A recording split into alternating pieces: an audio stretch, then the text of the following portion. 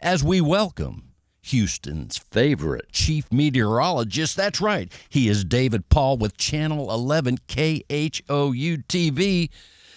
Dave, welcome to the show. I think that makes me like a B- or a C+ celebrity. I think I'm right in that slot. You are the top, Dave.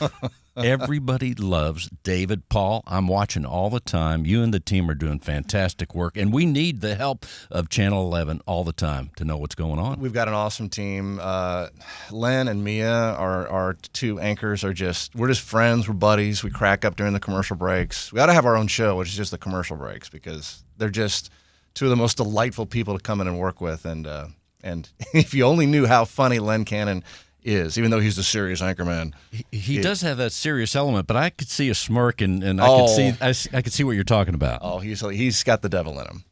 Well, let's tell people, as far as when we use the term chief meteorologist, I mean, weather is fascinating for all of us in so many ways, but what do you do as the chief meteorologist? What's that role? Well, I set the tone for how we're going to deliver the weather product to our audience. We are in a position of service to our audience, especially when the weather's bad. That's our number one priority.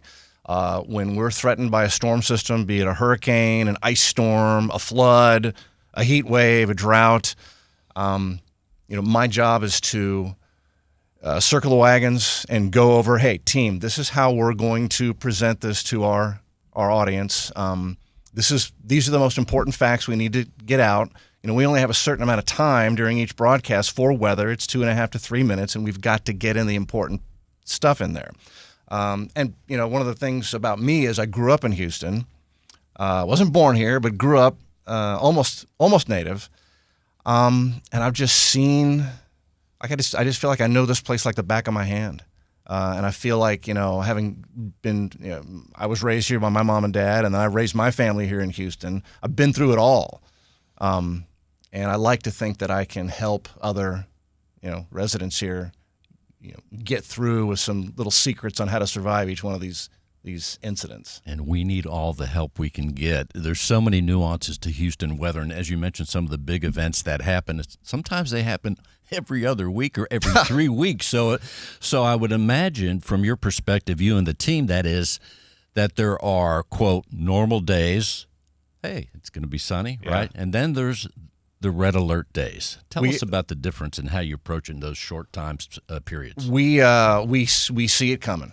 We're like a watchtower, like a lighthouse. We're always looking ahead, further than we even show in the extended forecast. We're looking ahead so that we can begin to plan for these big events, because it's not just the weather team that has to go on alert. The reporters, the producers, our engineers, they've got to know about a storm threat, because they're the ones that keep us on the air and keep us running, keep our connectivity going. When you talk about big weather events and real estate, I think the number one rule for big weather events and real estate, whether you're a homeowner, renter, anything, is to get flood insurance. Even if you're not on the floodplain, own flood insurance, because it rains really heavy sometimes. Heavier than you think. Oh, yeah. And even if you're above the floodplain, you can still get flooded, and I got busted with that and learned that lesson the hard way. So you didn't renew, or you didn't get flood insurance on this particular property? Just curious. We had moved into our house up in the Jersey Village area. The subdivision was Woodwind Lakes. Beautiful spot. Loved it. Back of a cul-de-sac. We're above the 100-year floodplain, so being a new, naive homeowner, I thought, you know what, I'll just save some money and not buy flood insurance. We're above the floodplain. And then Tropical Storm Allison hit in June of 2001. Ooh. And I was filling in for Dr. Frank that evening. I was doing the morning show, my regular schedule, but Doc was on vacation. I'm going to fill in. And that night, I think we were on the air for 10 hours straight with the flood coverage. And I'll never forget, around 4 in the morning, get a call from my wife. And we've got a new 1-year-old at home. And I'm like, how are we doing? And she says, we're flooded. There's water in the house. We're moving next door. We have flood insurance, right? Well, and Dave, my stomach twisted, and no, we don't. That was a really hard lesson. One that I'll never forget. I think I've mentioned to you that I do have a couple of rental properties in the area. I've gotten into real estate. learned a ton from you guys. But one of my biggest rules is, I will never buy a property that's in the floodplain, and I carry flood insurance anyway on any property I own. That's a good move. In fact, when Hurricane Harvey came in February, I got my renewal for my flood insurance, and I said, all these years I've never used flood insurance, $545 I think it was, and something told me, go ahead, just one more time. Yeah. And thank God that my home flooded and I had the flood insurance. So we'll just emphasize, have flood insurance if you're here in Houston, Texas. And, Dave, so many people have moved in the last couple of years. In fact, as we speak, there are people moving in. So we encourage you, have flood insurance no matter what, wherever you're at. I think it's good advice. And don't forget, this is weather market number 1, in my opinion.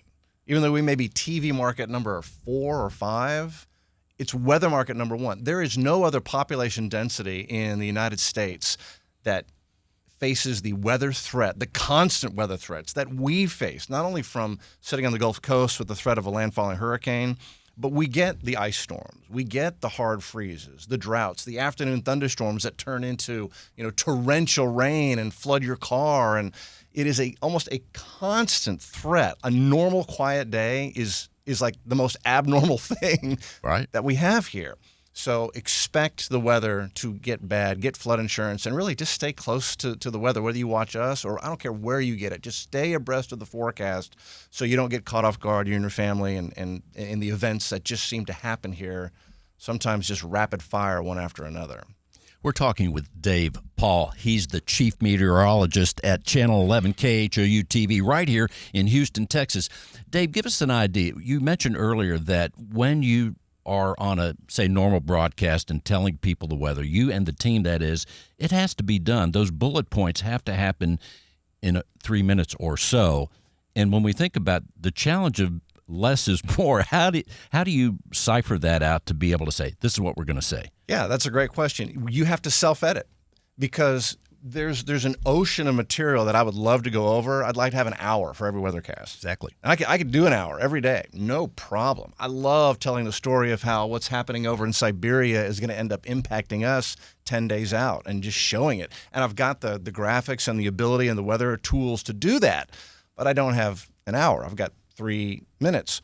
So we meet, we talk, we Zoom, and we decide, okay, what are the 3 really important things that we need to get across and communicate to our viewers. And that's what we do. We edit out the hundreds of things we could talk about and get it down to 3. And that's where, you asked what my role is as chief. That's where my role with the experience, that's where I really come in. I'm like, trust me guys, these are the 3 most important things. And this is how we're going to say it. This is the tone we're going to bring. There's no reason to panic us or anybody. We become a clearinghouse for information. That's all we are when the weather gets bad, and that's our calling. It's just be that clearinghouse of information so you have a safe place, you know where to go to get the knowledge that you need.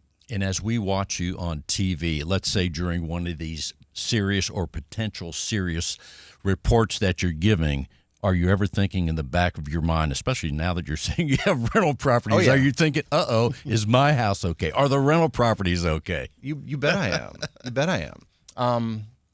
But I know the area. So when I go in to look for a new property, single family homes is what I invest in.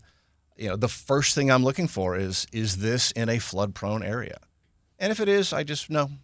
Let's keep going. Just keep going. And then, so the ones I found are way up high. So I actually sleep pretty well at night, knowing that I've done my homework. But I still carry the flood insurance. This is the thing, because I know what can happen. Weird things happen. We get rainfall rates of 10 inches or more per hour out of some of these storms. And that happens over anybody's property. It can flood. The gutters, the primary drainage, they're made to handle 2 inches per hour. But we can get 10 per hour. After 2 inches per hour, that's when water starts to build in the street and get up in your yard a little bit. But at 10 an hour, and sometimes those storms can just sit on you, it doesn't matter where you are, you could flood, carry the flood insurance, and sleep soundly at night. Look for the home on the hill. Yeah, buy where I'm buying. That's what you should do. We're going to follow that. Yeah, we're going to keep posted on where Dave is buying property. No doubt about that, because it is so important. And quite frankly, after going through a flood myself, I'll be honest, when we're getting a lot of rain and it doesn't seem like it's slowing down, I get a little nervous. There's like a PTSD that happens for those that have been flooded, perhaps. Absolutely. I'm sure it was some level of PTSD that I suffered. And every time then after my house flooded in '01 from Allison, when it would rain, like the sound. You know it. You're like, oh, that's the roar of the rain that's heavy enough to cause flooding. And, my stomach I'd get in a knot. I get worried about it. Like, is my home going to flood again? It never did. It was just that one-off storm that got me. Well, give us an idea also. When you first started as far as being interested in weather, what brought you on this path to begin with? Man, I loved the weather. I loved looking at the sky. I loved thunderstorms. They thrilled me. So my dad, he was an engineer, and I will remember, I think we had just recently moved to Houston. We were living in the Memorial area off of Kings Ride, and there was a thunderstorm outside. I was little. I was 2 or 3, and I remember he was teaching my brother and I have an older brother, 2 years older than me, and he okay, now take a quarter and let's walk, scrape your feet on the carpet and let's make a lightning bolt. And you could make a little spark on the doorknob of the front door. And that just blew my mind. He's like, that's a lightning bolt. It's just like a lightning bolt coming from this thunderstorm right now. And having a little bit of knowledge gave me a little sense of control, so I wasn't as scared of the thunderstorm. That was the dad in him doing his dad job. But he knew what he was doing. He was teaching his little boys about electricity. And that,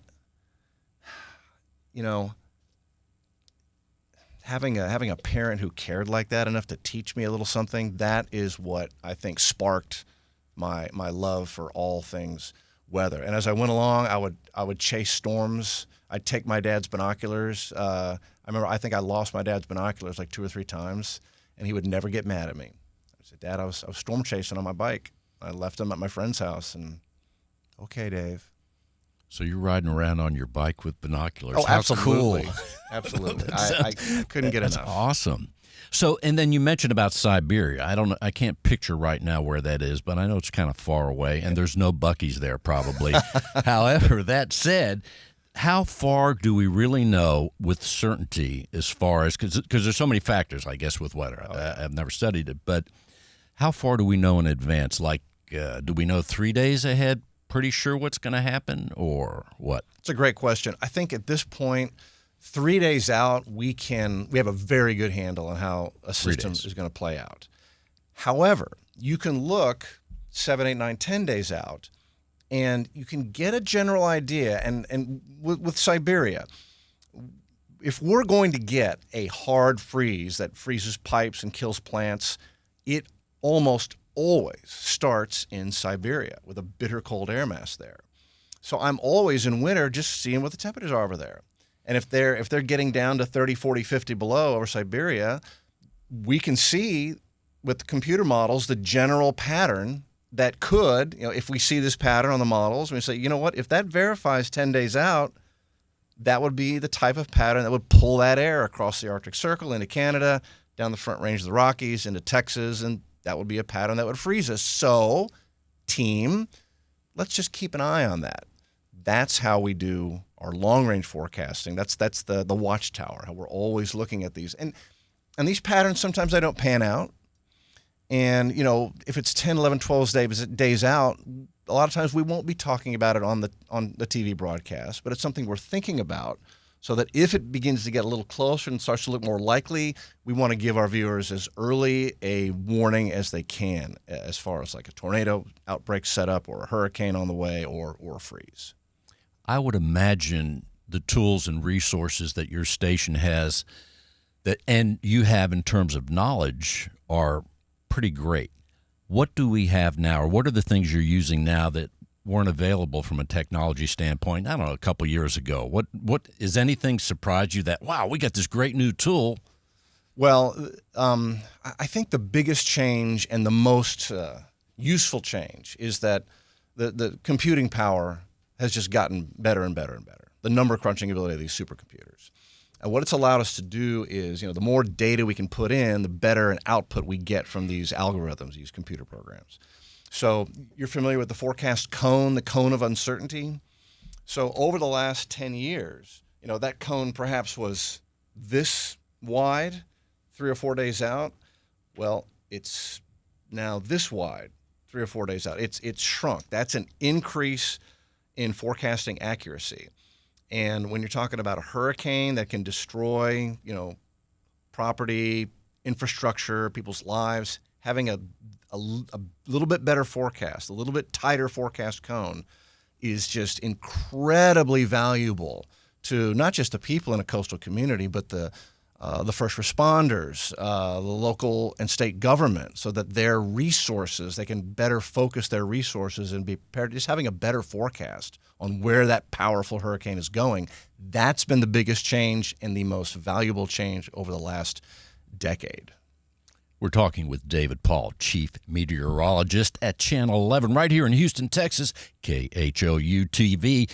David, you're making me think, as we're thinking about the majesty of weather and the magnificence of it, what about snow? I mean, snow's pretty cool.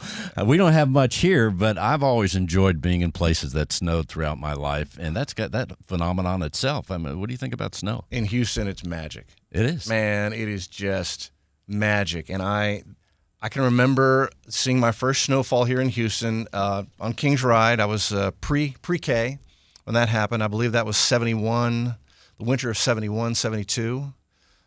Made a snowman. It just blew my mind. I'd never seen snow at that point.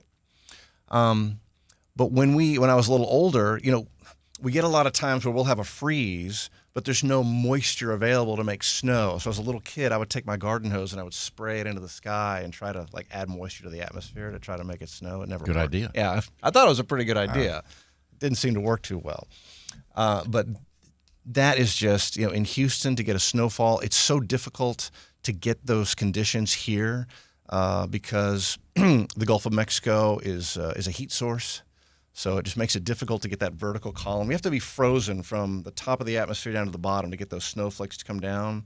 Quite often here we'll get layers where it's above freezing, maybe 6,000, 7,000 feet above the surface, and the snowflakes will be falling and they'll hit that above freezing layer and they'll turn into raindrops, and then they'll refreeze on the way down, but that's sleet or freezing rain, which is boring and just ruins traffic. It's not that fluffy white snow that we love, but every now and then we get it. No doubt about it. It's beautiful. Dave, with the last 2 minutes left here in the segment, what else do you want people to know about weather, you, or anything? Oh man, I don't know. You got 2 minutes. Now you do that bullet point thing like with the weather, right? Okay. So here we go. Who is David Paul? David, I love Houston because I can golf in the wintertime. It's beautiful. I'm not frozen. My friends who've moved off to northern states, they call me and they're jealous, the ones that live in Chicago and Detroit. Oh, I'm sorry, Brad. The people in Houston, it's like people here are the type that are just hardworking. The work ethic in Houston is like none other. And the way we treat people, the way we treat each other is like no other city I've ever been to. This is the type of city where you and I are going to cross on the street. Okay, we're walking down the sidewalk going different directions, and I don't know you, and I'm never going to see you again. You don't know me, and you're never going to see me again. But we're going to acknowledge each other. It's going to be a howdy, hey, and it just means that we care about each other. You're at work, you're doing your thing. I have respect for what you're doing. You have respect for me. I'm busy, I'm on my way. We're going to cross paths for just a millisecond, but we're going to recognize each other as a fellow Houstonian. And that's the vibe in this city.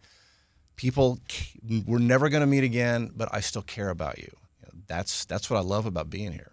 It's a super place, no doubt about it. You're doing such important work, you and the team at Channel 11. Tell Len and Mia I said hi. I watch them all, and he does look serious every now and then. You know, I love that. He's faking it. He's hilarious. He is great. So let's tell people, if they just moved into Houston, Texas, they want to see David Paul and the team. The times you're on are? Well, 5, 6, and 10. But watch us at 10. Watch us before you go to bed. That's easily our best show of the evening. You know, we wrap up all the events of the day. I mean, yes, we're going to show, you know, the bad stuff that's going on in our city so you can take action to protect yourself. But we also always make sure there are good, fun stories in there, positivity. Like, we make sure in our meetings that, okay, what's going to be positive in this newscast? And then, of course, you're going to get your weather. We're going to check Siberia if it's getting cold up there. And we're going to check waves coming off the west coast of Africa and track those all the way just to be sure they don't hit us. Let's keep our eyes on Siberia. David Paul, thank you so much for being with us on our Go Texan edition. Right on, brother.